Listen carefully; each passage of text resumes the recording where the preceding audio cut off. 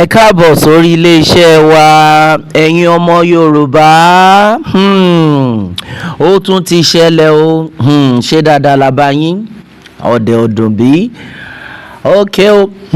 Eléyìí tó tún bá wa lọ́wọ́ báyìí ẹ̀yin ọmọ Yorùbá a ti sọ pé kí everybody wake up, kí everybody jí ká má sùn. Kí leléyìí? Kí ló dé? Kí leléyìí? Irú kí leléyìí? Nǹkan tá fi gbọ́dọ̀ jí nìyẹn. Kí ló wá ń ṣẹlẹ̀ o? Eléyìí ó gbẹnu tán. In fact ó gbẹnu tán. Eléyìí àwọn agbésùnmọ̀mí wọ́n ti jáde síta báyìí.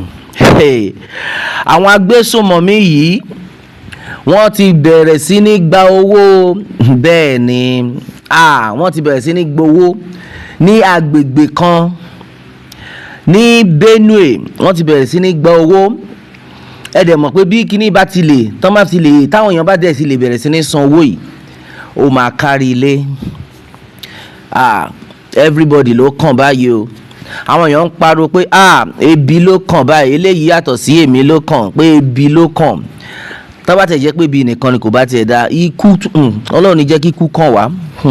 Àmín Ọlọ́run ní jẹ́ kí ikú kàn wá. Ní báyìí àwọn agbésùnmọ̀mí yìí wọ́n tún jáde. Another strategy tó dẹ̀ ń lò ń sìn tó tẹ̀ ń ṣe ń sìn pókè o. Bí ìlú yín ṣe wà yẹn àní pa yín mọ́. Àmọ́ ẹ máa san owó olóṣooṣù o. Àní pa yín sẹ̀ ṣùgbọ́n ẹ máa san owó lóṣooṣù o. Ṣé gbọ́ àbí ẹ̀ dáhùn? Ṣé gbọ́ àbí ẹ̀ dáhùn? Nǹkan tó ń ṣẹlẹ̀ ní Nàìjíríà ń sìn rèé o. Nǹkan tó ń ṣẹlẹ̀ ń lu yẹn nìyẹn. Tá bá parọ́ pé ẹ̀yin èèyàn ẹ jẹ́ ká lọ wa. Àwọn kan máa sọ pé ẹ bẹ́ẹ̀gì pé ẹ jẹ́ ká ẹ wo ó Nàìjíríà máa da àbó ti da ni ókè ó tiẹ̀ ti da báyìí. Ní báyìí àwọn agbésùnmọ̀mí nǹkan tó ń ṣe ń sìn ni wípé ní payín mọ́. Okay àwa gan mọ̀ pa ti payín jù àti payín. Àwa gan á ní woman feeling ní payín mọ́ ṣùgbọ́n ẹ máa sanwó lóṣooṣù. Ẹ̀yin èèyàn wa ẹ bèrè oye tán láwọn èèyàn máa san. Àwọn ìlúkìlú tí wọ́n bá ti ní tágẹ́tì lé pé àwọn fẹ́ máa pa wọ́n lọ. Tán bá ti mọ̀ pé àwọn ò fẹ́ kú mọ́. Okay ẹ máa san owó èèlò. Àwọn agbésùnmọ̀mí ti jáde síta o pé ẹ máa san owó gọbọi 20 million naira lóṣooṣù. Ẹ̀yin náà pariwo yéè. Nǹkan tó ń ṣẹlẹ̀ ń lu yẹn nìyẹn. Àwa ti sọ láti ilẹ̀ àwọn ìjọba yẹn ìwọ tó bá lọ gbọ́kànlé ìjọba ẹran ògún ni ẹ o. Tó bá lọ gbọ́kànlé ìjọba pé ìjọba máa ṣe ìjọba máa jà fún wa ẹran ògún ni ẹ. So ẹ fẹ́ sọ fún wa ń sìn pé àwọn ìjọba wọn ò rí gbogbo eléyìí gbọ́. Wọ́n ta ló kì wọ́n láyà àwọn ìjọba náà ni ìjọba Buhari. Àwọn èèyàn tẹ́ ń pariwo sí pé ìjọba Buhari àti ìjọba Tinubu wọ́n jọ ń ṣiṣẹ́ pọ̀ ni. Bẹ́ẹ̀ ni àwọn báńdíìtì àwọn agbésùnmọ̀mí yìí wọ́n ti pariwo síta pé ẹ wo ìdíwé ta fi ń pa yín àwa gan kò ṣe pé aláìkí ẹ̀ kò dáa. Ọlọ́run gan kò fẹ́ ká máa pa yín bẹ́ẹ̀. Ọlọ́run ò nífẹ̀ẹ́ sí. Àmọ́ o ẹ̀yin náà ẹ máa ó lóye tẹ máa san o. Ẹ máa san lóṣooṣù ni o. Kò ṣe pé ó pọ̀ jù náà 20 million naira náà ni ẹ máa san. Àwọn aráàlú abúgbé ta pé wọn kò sẹ́ni tó bí da sẹ́ẹ̀. Àní kò sẹ́ni tó bí da ń lù yẹn tó máa sọ fún wọn wípé àwọn ò lè sanwó yẹn. Ẹni yìí wá jáde màá kà fún yín. Ẹ̀yin gan rí gbọ́. Ó mà ṣe o. Ẹ̀yin gan rí gbọ́. Ìlú yẹn ti wá di ìlú tó jẹ́ pé àwọn agbésùnmọ̀mí máa pàṣẹ pé a fẹ́ pa àwọn èèyàn a dẹ̀ fẹ́ máa gbowó. Nípa yín o ṣùgbọ́n máa gbowó. Wọ́n dẹ̀ máa gba 20 million ẹ máa dáwó fún wọn. Owó ẹ̀mí lẹ̀ ń san. Yorùbá nation torí Ọlọ́run kí Yorùbá nation tètè dé. Ẹ̀yin èèyàn ẹ cooperate ká tètè máa lọ. Nítorí bí kíní ṣe ń lọ yìí àwọn agbésùnmọ̀mí ti pariwo síta pé ẹ máa san owó sẹ́ẹ̀ 20 million naira. Àwọn èèyàn ní pé àwọn ti bẹ̀rẹ̀ sí ń dáwó pé ilé kankan sìn nílùú yẹn ilé kankan ń dá 50,000 naira lóṣooṣù. Kán tó papọ̀ á wọ 20 million naira.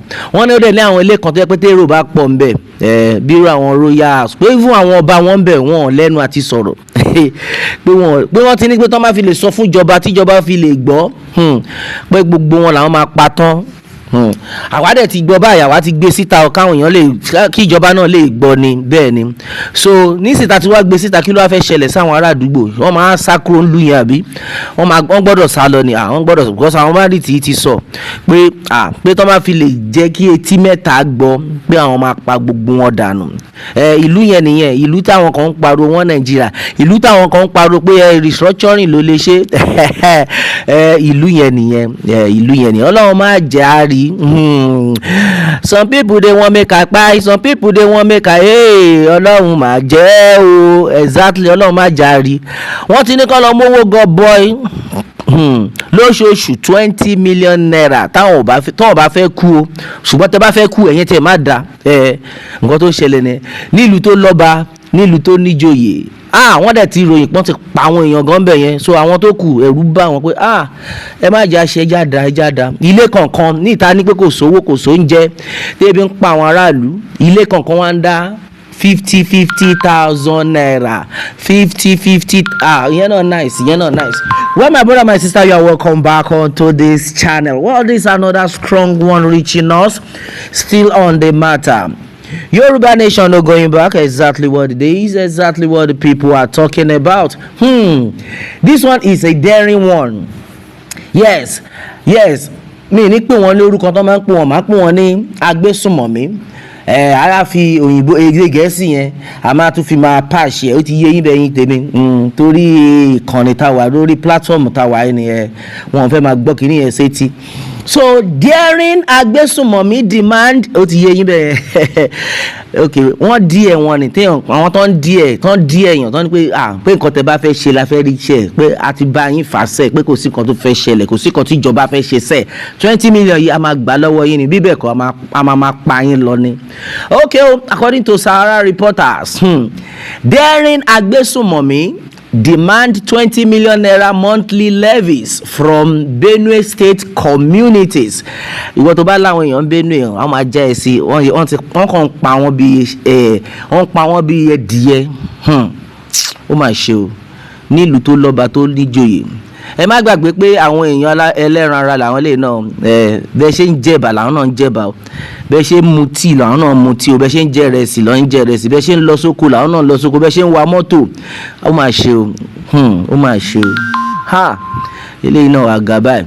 Well, according to the news, suspected Agbesunmominti have reportedly enforced tax and levy collections on the residents of Toro and neighboring communities in Ukum local government area of Benue State. Well, according to the news, a resident of the community who spoke on condition of anonymity for fear of being attacked said the Agbesunmominti introduced a levy of 20 million naira as monthly tax to be paid by the community. Now, he explained that no one, including the village heads, dared challenge the authority of the end gangs or report the matter to security agencies, stressing, "We are more or less in bondage here. There is no complete freedom of a movement, association, or expression. These military boys are very deadly and powerful here in our Sankera axis." Okay, that's exactly what we are talking about. Ṣé náà ti gbọ́? Wọ́n ní kò sẹ́ni tó ń bí da tó lè jáde síta pé mo fẹ́ lọ sọ fún ọlọ́pàá kélé gbé ẹ kélé ṣe kí ni kélé gbé ẹ pé a máa ṣe o ní báyìí ẹ̀yin èèyàn wa kí lẹ rí sí i ẹ má get it twisted àwọn olóyìnbó máa ní don't get it twisted. You see this set of people wọ́n ní oyè tó kan ara Ọ̀yọ́ àbí báwo lẹ máa ń sọ ó ń bọ̀ wá kan ara Ẹdẹ ìgbọ́ tó bá mi get ẹjọ́ torí Ọlọ́run ẹ ṣàánú mi ẹ kọ́ mi ní òwe yẹn ó ṣe bí òwe yẹn àgbàlagbà ó ń bọ̀ wá kan àwọn ará the other party.